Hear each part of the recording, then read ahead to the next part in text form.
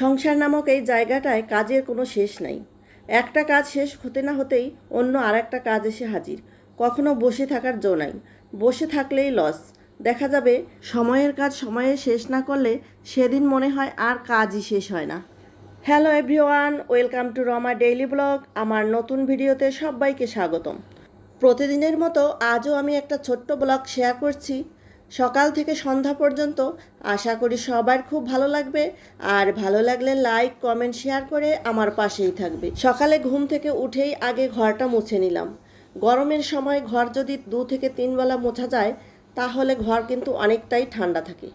ঘরটা মুছে আমি টবেও একটু জল দিয়ে নিলাম, আর তারপরে চলে এলাম রান্নাঘরে। সকালের টিফিন তৈরি করব আজ নুডলস। ছেলেদের তো খুবই প্রিয় নুডলস, তবে স্যুপ নুডলসটা বেশি প্রিয়। আজকে ছেলেরা বায়না ধরলো স্পাইসি নুডলস তৈরি করে দিতে। পেঁয়াজ আর গাজর কুচি করে কেটে আমি ওটাকে হালকা তেলের মধ্যে ভেজে নিয়েছি, আর 2টো ডিম ভেঙে দিয়েছি।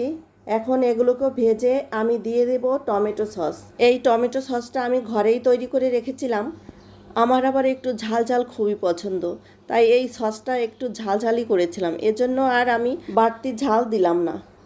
এই তো আমাদের নুডলস হয়ে গেছে, এবার আমরা সবাই মিলে খেয়ে নেব। খাওয়া দাওয়া শেষ করে আমি দুপুরে কি রান্না করব তার জন্য সবজি কাটতে বসে পড়লাম। হ্যালো ফ্রেন্ডস, আজ রান্না করব খারকোলের ডগা। তাই এটাকে কে কীভাবে রান্না করে খাও সেটা আমাকে জানিও। আমরা তো এটাকে রসুন আর কালো জিরে দিয়ে ভর্তা করি, খেতে কিন্তু খুবই টেস্টি। আজ এবছরের প্রথমেই এটা পেয়েছি, তাই নিয়ে আসলাম। আমি এখন এই খারকোলের পাতা আর ডাঁটা সুন্দর করে বেছে পরিষ্কার করে নেব, আর ডাঁটা দিয়ে পাতা দিয়ে একসঙ্গেই বেটে নেব। অনেকে আছে এই শাকটা শুধু পাতাই খায়, ডাঁটা খায় না, কিন্তু আমি আজ দুটোই একসঙ্গে বাটা করব। এই দেখো বন্ধুরা, আমার শাকগুলো কাটা হয়ে গেছে। আমি বেগুন কেটে নেব। আজ আমি ইলিশ মাছ দিয়ে বেগুনের ঝোল করব, আর রুই তৈরি করব। মাছ খেতে খেতে ভালো লাগে না, মুখের রুচি নষ্ট হয়ে গেছে, তাই ভাবলাম আজ মাছের টক রান্না করব। এই তো আমার বেগুন আর শাকগুলো কাটা হয়ে গেছে, আর এদিকে দেখো আমার বাবাইদের অবস্থা।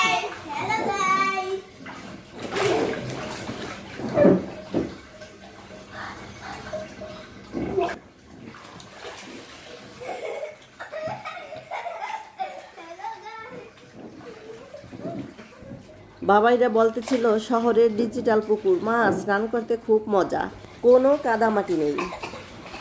এরা দুই ভাই যখন স্নান করতে নামে তখন আর 2-1 ঘন্টার মধ্যেও ওঠার কোনো নাম নেই। আর আমিও বাড়াবাড়ি করি না, এই গরমে একটু তো দুষ্টুমি করবেই। এদিকে আমি রান্নাঘরে ঢুকে পড়লাম। এখন আমি রুই মাছগুলো প্রথমে সরিষার তেলে ভেজে নিলাম। রুই মাছ দিয়ে রান্না করব আজকে। তারপর ইলিশ মাছগুলোও ভেজে নেব। আজ হবে বেগুন ইলিশ। প্রথমে আমি আজ বেগুন ইলিশ রান্না করব। এর জন্য আমি কড়াইতে সরিষার তেলে তেজপাতা, জিরে আর শুকনো লঙ্কা ফোড়ন দিয়ে নিলাম। এখন বেগুনগুলো আমি পরিমাণ মতো লবণ আর হলুদ গুঁড়ো দিয়ে ভালো করে ভেজে নেব। ভাজা হয়ে গেলে আমি পরিমাণ মতো গরম জল দিয়ে দেব, আর ফুটে উঠলেই দিয়ে দেব সেই ভেজে রাখা ইলিশ মাছগুলো। তারপর আরও 2 মিনিটের মতো ফুটিয়ে নিয়ে দিয়ে দেব কাঁচা লঙ্কা চেরা আর ভাজা জিরে গুঁড়ো দিয়ে নামিয়ে নেব। আর এখন তো প্রচণ্ড গরম, রান্নাঘরে থাকা যাচ্ছে না, কিন্তু আমার রান্নাঘরটা এত সুন্দর, জানালা দিয়ে প্রচণ্ড বাতাস, আর রান্না করতে খুব একটা বেশি কষ্ট হয় না। এই তো আমার বেগুন হয়ে গেছে, নামিয়ে নিলাম। এবার আমি কড়াইতে রুই রান্না করব। এর জন্য সরিষার তেল দিয়ে টুকরো করে কেটে রাখা আলুগুলো ভেজে নেব। এটা যখন হাফ সিদ্ধ হয়ে যাবে তখন আমি আমগুলো দিয়ে দেব। এই তো আমি লবণ আর হলুদ গুঁড়ো দিয়ে আলুগুলো ভেজে নিয়েছি, এবার আমি আমগুলোও দিয়ে দিয়েছি।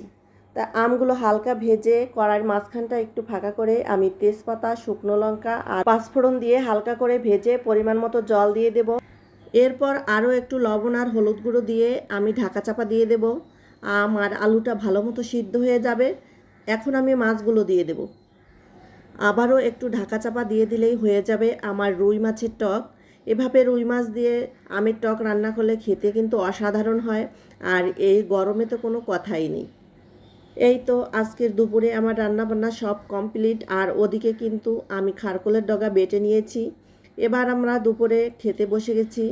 আজকে ছিল খারকোলের পাতা বাটা আর রুই মাছের টক আর হচ্ছে বেগুন ইলিশ। আরও আগেই সবার খাওয়া দাওয়া কমপ্লিট, এখন আমার খাওয়াটাই শুধু দেখালাম। খাওয়া দাওয়া কমপ্লিট করে আমি ছেলেদেরকে একটু সময় দিলাম, ওদের সঙ্গে একটু খেলা করলাম। আর এখন হয়ে গেছে সন্ধ্যাবেলা, তাই সন্ধ্যাবেলা সন্ধ্যা পুজোটাও দিয়ে নিলাম আমি।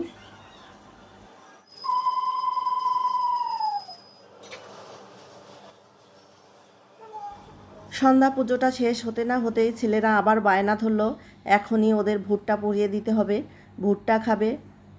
তো কি আর করা যাবে, ছেলেরা খেতে চাইছে আর আমি মা হয়ে সেটা পারবো না, সেটা কি কখনো হয়?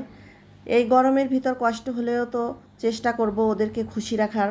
আর এখন যদি আমি ভুট্টা পুড়িয়ে না দেই তাহলে ওরা পড়তেই বসবে না। ভুট্টার গায়ে তেল মেখে আস্তে আস্তে এটাকে পুড়িয়ে আমরা খেয়ে নিব। এই ছিল মূলত আমাদের আজকের ব্লগ ভিডিও। বিদায় নিচ্ছি, দেখা হবে অন্য কোনো নতুন ভিডিওতে। ততক্ষণ সবাই ভালো থাকবে, সুস্থ থাকবে, টাটা।